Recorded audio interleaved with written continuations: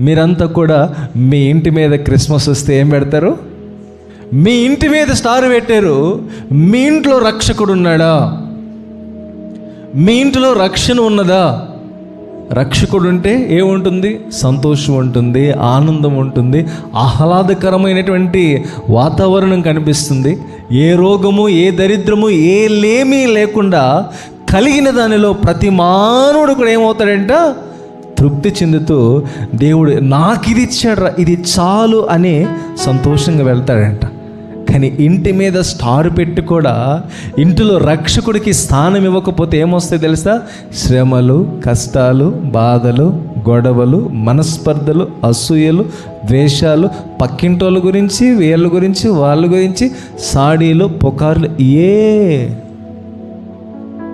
ఇవే మానవుని జీవితంలో ఎక్కువైపోయాయి. ఒకసారి మనం పరిశీలన చేసుకుందాం.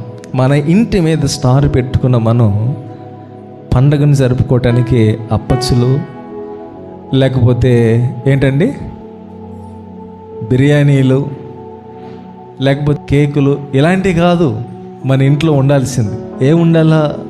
సమర్పణతో కూడినటువంటి జీవితం ఉండాలి. దేవునిని ఆరాధించే విషయంలో జాగ్రత్త పడాలి. అహంకారానికి, అసూయకు, ద్వేషాలకు చోటు లేనటువంటి స్థానముగా మన గృహాలు, మన జీవితాలు కనపడాలి. డబ్బు ప్రాధాన్యత కాదు ప్రియ దేవుని సంగమా. కుటుంబాల్లో, వ్యక్తుల్లో ప్రేమ అనురాగాలే ప్రాధాన్యత. ఆ ప్రేమ అనురాగాలు ఎక్కడున్నాయంట? ఆ పశువుల పాకలో ఉన్నాయంట. కానీ ఎక్కడ లేవంట? ప్రతి క్రైస్తవుడి ఇంటిలో లేవంట.